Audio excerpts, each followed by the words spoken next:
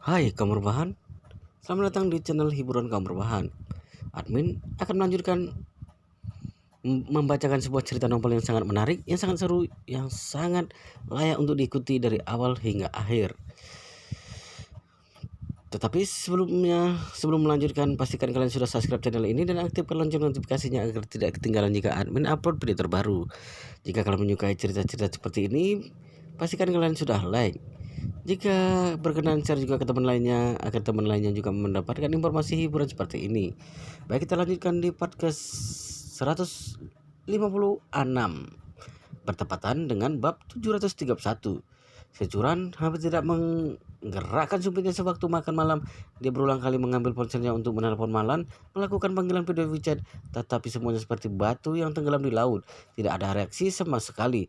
Sejangkun terlihat santai, malah dia merasa lebih baik Malan kabur seperti ikan hokian. Jika seperti itu, dia bisa tenang selama hidupnya. Securan sangat panik dan berulang kali mengatakan akan pergi ke kantor polisi, tapi Seo Changkun berkata, "Curan, ibumu sudah dewasa, dia mungkin sedang melakukan sesuatu. Buat apa kamu mempedulikan dia? Jika dia memutuskan untuk meninggalkan rumah ini, kamu juga tidak bisa menangkapnya kembali, bukan?" "Bagaimana mungkin?" Securan berkata dengan serius. "Ibu sudah lama menantikan rumah di Thompson Place atas. Akhirnya kita bisa pindah ke sini. Meskipun dia ingin meninggalkan rumah dengan sifatnya itu, dia tidak mungkin akan pergi sekarang. Ayah telah lama hidup bersama ibu. Apakah ayah masih tidak mengerti dengan dirinya?" Si Cangkun langsung berpikir serius. Kata-kata putrinya membangunkan dia. Siapa Malan? Dia adalah orang yang sangat sombong. Dia adalah orang yang bahkan dalam mimpi pun berharap bisa bersenang-senang. Jika dia ingin meninggalkan rumah, dia juga tidak mungkin pergi pada hari pertama tinggal di Thompson kelas atas. Ini sama sekali bukan gaya Malan. Dia mengerutkan keningnya ketika memikirkan ini. Dia berpikir di dalam hati, apakah benar-benar telah terjadi sesuatu kepada Malan? Sebenarnya meskipun Sio Cangkun membenci Malan, tetapi karena mereka telah lama hidup bersama, hatinya akan merasa kosong jika terjadi masalah pada Malan. Dia merasa tidak pantas jika hanya duduk dan menikmati teh di rumah saja. Jadi dia menghela napas dan berkata, "Makanlah dulu, aku akan pergi mencarinya bersamamu setelah makan." Hati Sio Curan merasa lega ketika dia melihat sikap ayahnya yang melunak. Dia segera berkata, "Ayah, bagaimana kalau kita bagi dua kelompok? Nanti aku akan pergi melapor polisi, kamu pergi ke tempat Mayong yang biasa dikunjungi ibu." Si Cangkun berkata, "Baik, aku akan pergi mencarinya." Yi Chen berkata, "Istriku, aku akan pergi lapor polisi bersamamu." Securan buru-buru berkata, "Lapor polisi sangat mudah, cukup dilakukan satu orang saja. Kamu temani ayahku." "Baik," Yi Chen mengangguk, tapi dia sedikit khawatir dengan Xiao Curan. Maka dia berkata kepada Dong Rolin, "Rolin, kamu temani Curan." Dong Rolin segera berkata, "Tidak masalah, aku akan temani Curan." Setelah makan tergesa-gesa, mereka berempat dipisah menjadi dua mobil dan meninggalkan Thompson kelas atas. Securan mengemudikan mobil dan pergi ke kantor polisi bersama Dong Rolin. Namun sebelum naik ke mobil, Chen mengirim pesan secara khusus kepada Chen Jekai. Isinya adalah, "Istriku ke kantor polisi. Kamu hubungi polisi, jangan berikan info apa-apa tentang ibu mertuaku." Chen Jekai membalasnya dengan cepat, "Tuan Muda, tenang saja. Aku sudah menghubungi mereka. Nyonya Muda pasti tidak akan mendapatkan berita apa-apa tentang Malan." Baik, Yi Chen merasa lega. Dia mengemudikan mobil dan membawa Xiao Changkun keluar. Begitu keluar, Yi Chen bertanya kepada Xiao Changkun, "Ayah, kita akan mencarinya di mana?" Xiao Changkun menghela napas. "Aku juga tidak tahu dia suka main mahjong di mana. Kita putar-putar di dekat sini saja. Kita lihat apakah ada tempat bermain mahjong. Kita masuk mencarinya jika ada." Yi Chen tertawa di dalam hati. Sepertinya Xiao Changkun hanya melakukan ini untuk dilihat securan saja. Setelah mencari beberapa tempat bermain mahjong tapi tidak menemukan, Malan juga Xiao Cangkun tidak cemas. Lagi pula dia hanya memperlihatkan kepada securan saja, sekalian membuat hatinya lebih nyaman. Dia sebenarnya tidak terlalu peduli dengan keberadaan Malan. Setelah mencari satu putaran, dia tidak menemukan Malan juga. Xiao Cangkun berkata, "Chen, bagaimana kalau kita berdua pulang saja? Kalau kita pergi makan barbeque, barbecue." Juran sangat panik sewaktu makan malam sehingga aku tidak kenyang. Yichen tertawa dan berkata, "Baik ayah, aku tahu ada sebuah kios barbeque kaki lima yang rasanya enak." Si Cangkun memukul pahanya, "Ayo kita makan barbeque sekalian minum bir." Yichen berkata, "Aku menyetir tidak bisa minum." Si Cangkun melambaikan tangan, "Hei, aku akan memanggilkan supir pengganti nanti. Tidak mudah bagi kita berdua ingin minum bersama. Biasanya ibumu mengomel setiap hari. Aku merasa pusing. Kebetulan dia tidak ada sekarang. Apakah kita berdua tidak boleh minum dengan senang?" Yichen mengangkat bahunya. Dia tertawa dan berkata, "Karena kamu berkata seperti itu, maka kita minum saja." Dia berkata dengan mengemudikan mobil di sisi kios barbeque. Mereka berdua memesan banyak tusuk barbeque dan beberapa botol bir. Mereka makan dengan senang di pinggir jalan. Manlan menghilang dan Yichen adalah pelaku di balik layar. Tentu saja dirinya sangat senang. Sedangkan si Jangkun sudah terlalu lama disiksa Manlan sehingga dia merasa lega dan hatinya terasa sangat senang. Mereka berdua duduk mereka berdua duduk dan baru mulai makan, tapi sejuran menelepon Yichen. Dia buru-buru memberikan isyarat kepada secangkun, kemudian mengangkat teleponnya dan bertanya dengan penuh perhatian, "Halo Curan, apa kamu sudah melapor polisi?" Suara Securan terdengar sedih. "Sudah, tapi polisi mengatakan kalau ibuku adalah orang dewasa. Dia baru saja menghilang kurang dari 10 jam sehingga masih belum bisa mengirim polisi untuk mencarinya. Tapi mereka sudah melaporkan orang hilang dalam sistem. Mereka akan menghubungi kita jika ada orang yang menemukannya." Ichen menjawabnya, "Baguslah kalau begitu. Sebenarnya apa yang dikatakan polisi tidak salah. Mana mungkin mereka mengirim orang untuk mencari ibu karena dia baru hilang selama beberapa jam. Polisi ada banyak pekerjaan yang penting menunggu mereka." "Ah," Securan berkata, "aku hanya merasa ada yang aneh. Firasatku merasa telah terjadi sesuatu. Aku takut terjadi sesuatu kepada ibu. Sifatnya itu akan membuatnya menderita kerugian besar jika dia bersitegang dengan orang di luar." Yichen berkata, "Memang benar kalau ikatan batin ibu dan anak sangat kuat." Securan benar-benar tahu dengan sifat Malan. Ketika dia memikirkan ini, dia menghela nafas di dalam hati. Sejak dirinya menikah dengan Xiao Curan dan masuk ke keluarga Xiao selama 3 tahun ini, dia semakin merasa Xiao Curan adalah wanita baik yang sangat langka. Bukan hanya penampilan luarnya yang cantik dan membuat Yichen tertarik, tapi yang lebih penting adalah kebaikan dari dalam hatinya yang benar-benar luar biasa. Khususnya karena berada di dalam keluarga seperti itu, seluruh keluarga Xiao dari Manlan sampai Nyonya Tua, kemudian keluarga Xiao Changgan, tidak ada satupun orang baik. Xiao Changkun masih bisa dianggap baik, tapi dia pengecut dan penakut. Securan bisa punya kualitas diri yang bagus dalam keluarga seperti ini. Sebenarnya Yichen selalu kagum padanya. Dia juga mulai memikirkan masalah Malan. Jika Malan dipenjara seumur hidup, maka tidak perlu diragukan lagi kalau Securan tidak mungkin membiarkan begitu saja. Dengan kata lain, demi istrinya, cepat atau lambat dirinya harus melepaskan ibu mertuanya yang tidak punya otak itu. Dia bisa melepaskannya, tapi masalah pentingnya adalah Manlan harus menderita dulu di dalam. Selain itu, dirinya masih ada masalah yang belum diselesaikan. Misalnya, jika Manlan keluar, dia pasti akan bertanya kepada tentang keberadaan kartu itu. Dia pasti akan menganggap dirinya sebagai anggota kelompok penipuan. Jika seperti itu, dia pasti akan memberitahukan masalah ini kepada Securan. Jadi tidak perlu apa yang terjadi, dia harus memikirkan cara untuk membiarkan Manlan menutup mulut busuknya itu. Yichen sedang mempertimbangkan masalahnya. Securan langsung bertanya dengan tidak sabar, "Bagaimana dengan hasil kalian? Apakah ada petunjuk?" "Ah," Yichen melihat tumpukan besar barbeque dan bir yang ada di depannya. Dia berkata, "Kami berdua masih terus mencari di tempat Mahyong. Kami sudah mencari satu putaran tapi masih belum ada petunjuk untuk saat ini." Securan menghela nafas dan berkata, "Kalau begitu teruskan cari, aku dan Dong Rolin akan melanjutkan mencari." "Baik," Yichen segera berkata, "tenang saja, aku dan ayah pasti akan berusaha mencarinya." "Baik," si Curan berkata, "aku tutup dulu, hubungi aku jika ada sesuatu." "Baiklah." Yichen menutup teleponnya. Si Cangkun sudah mulai makan dengan lahap. Dia minum segelas bir kemudian menuangkan segelas untuk Yichen. Dia makan barbeque sambil berkata, menantuku, menantu baikku, tidak ada yang akan mengganggu kita hari ini. Mari kita minum. Ichen tertawa di dalam hati. Malam tidak ada. Akhirnya ayah mertuanya bisa bernapas lega. Dia mengangguk dan berkata, Anda jangan minum terlalu banyak. Minum terlalu banyak akan merusak kesehatan. Si Cangkun tertawa dan berkata, orang akan merasa bahagia ketika bertemu hal yang menyenangkan. Aku sekarang berharap ibumu bisa dipenjara. Lagi pula dia tidak akan mati karena menderita sedikit. Menahannya selama 3 sampai 5 tahun supaya kita berdua bisa hidup tenang selama beberapa tahun. Ichen mengangguk, dia menghela napas. Aku juga merasa bagus, tapi takutnya Curan tidak bisa menerimanya.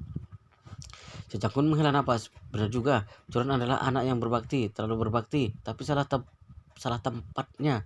Apakah orang seperti ibumu pantas untuk menerimanya? Kamu tidak ada hubungan darah dengannya. Kamu katakan sendiri, jika ibu kandungmu seperti itu, apakah kamu masih akan berbakti? Chen merasa canggung, dia berkata dengan sedih, jika ibuku masih hidup, aku tetap bersedia meskipun sifatnya lebih buruk 100 kali lipat dari ibu mertua. Benar juga. Su Cangkun merasa tidak enak. Dia berkata, maaf, ayah tidak seharusnya mengungkit masalah ini. Jadikan aku sebagai contohnya saja.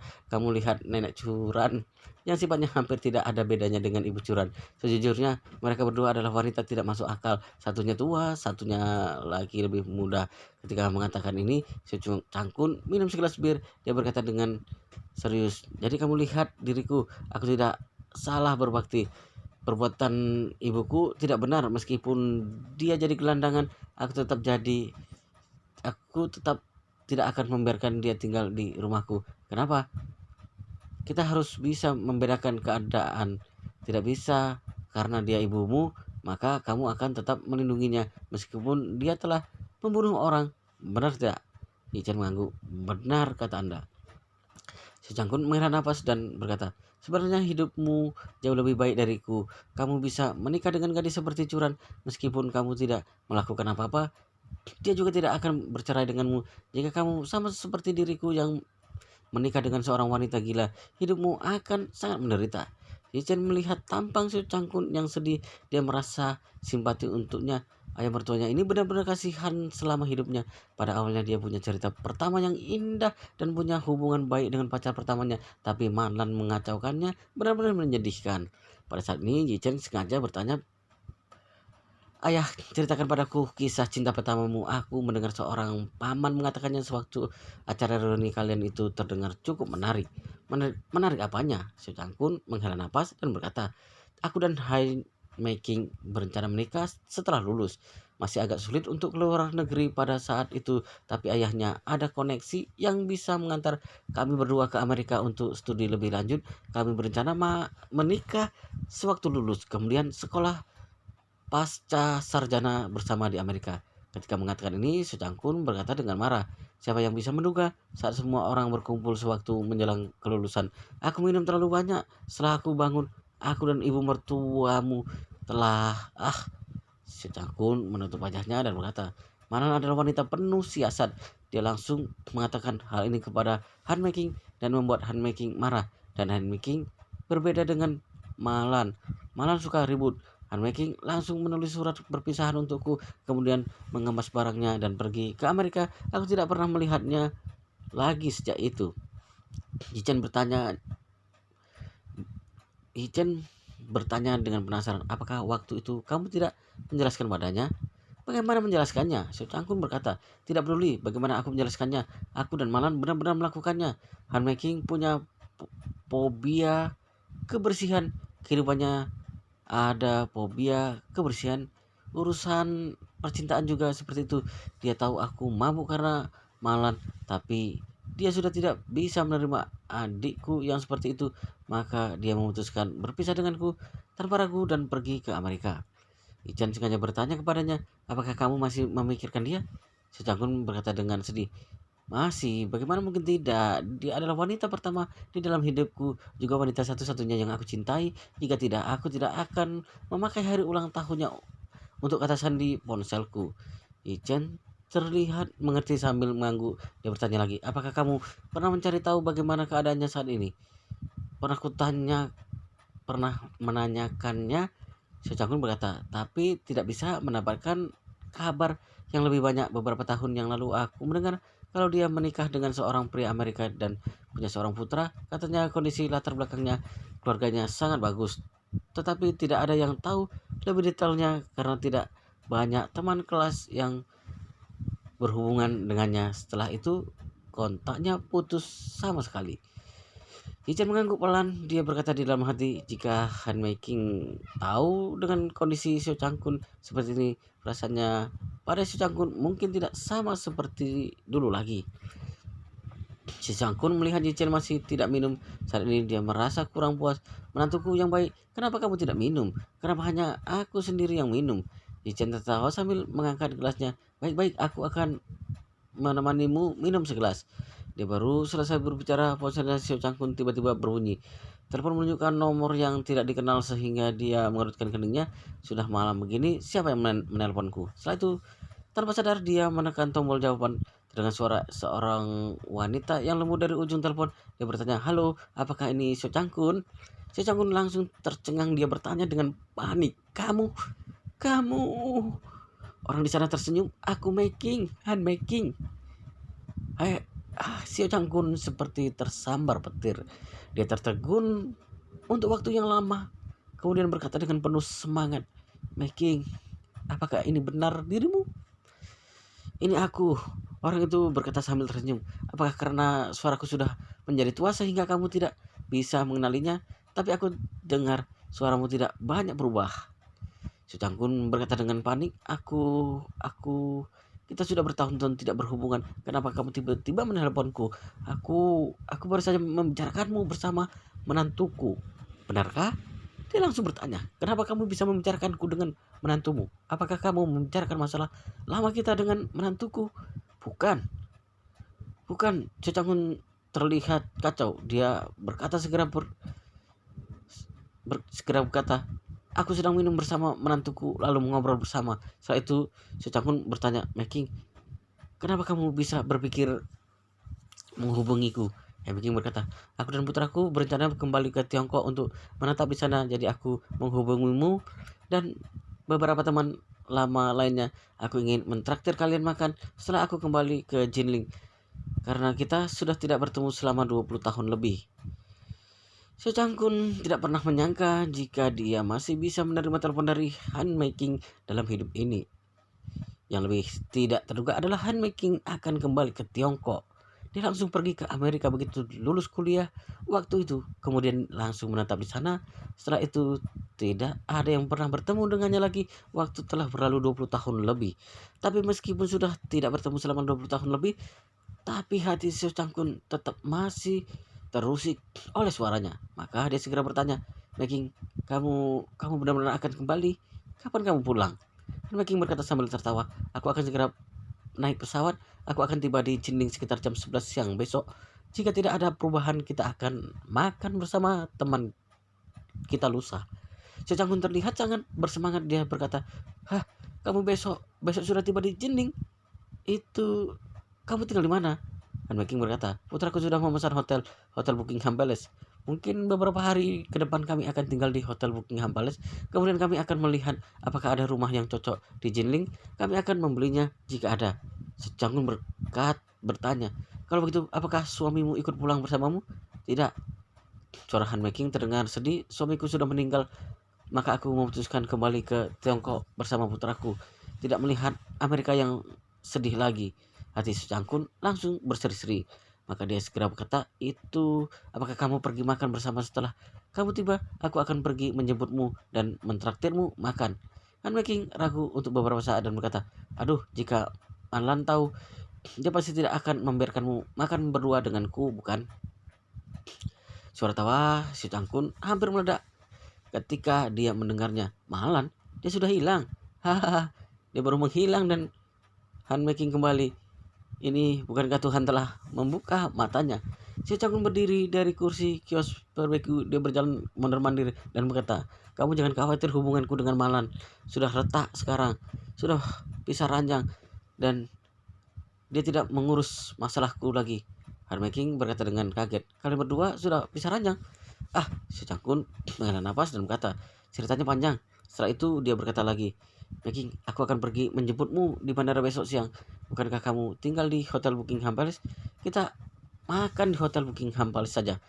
Dan Making memikirkan dan berkata, itu aku membawa putraku, apakah akan pantas? Tidak apa-apa. Si Cangkun segera berkata, aku bisa membawa putraku. Seharusnya menantuku seumuran dengan putramu. Biarkan anak muda mengobrol dan kita mengobrol berdua. Baiklah, Kan Peking berkata sambil tersenyum. Kalau begitu kita bertemu di bandara besok. Kita sudah tidak bertemu 20 tahun lebih. Kamu jangan lupa menulis sebuah papan. Aku takut kita tidak akan saling mengenal. Si Cangkun berkata dengan semangat, baik, aku akan menulis sebuah papan besok. Han Meking berkata, Cangkun, aku tutup dulu. Aku akan segera naik ke pesawat dan akan terbang selama 20 jam lebih. Aku akan tiba di Jinling jam 11 siang besok. Baik, si Cangkun tertawa konyol. Kita akan bertemu di bandara besok. Setelah menutup ponselnya, Secangkun melompat di tempat. Dirinya terlihat seperti anak laki-laki yang berumur 15 atau 16 tahun. Chen merasa lucu. Dia bertanya, ayah, apakah cinta pertamamu akan kembali? Wow, ceritanya sangat seru sekali guys, dan kita akan sangat penasaran jika tidak melanjutkannya. Tetapi sepertinya sampai di sini dulu di part ini, video ini kita akan lanjutkan di video berikutnya di part selanjutnya. Tapi pastikan kalian sudah subscribe channel ini dan aktifkan lonceng notifikasinya agar tidak ketinggalan jika admin upload video terbaru. Jika kalian menyukai cerita seperti ini, jangan lupa like. Jika kalian berkenan, share juga ke teman lainnya agar teman lainnya juga mendapatkan informasi hiburan seperti ini. Baik, kita lanjut di part berikutnya di video selanjutnya.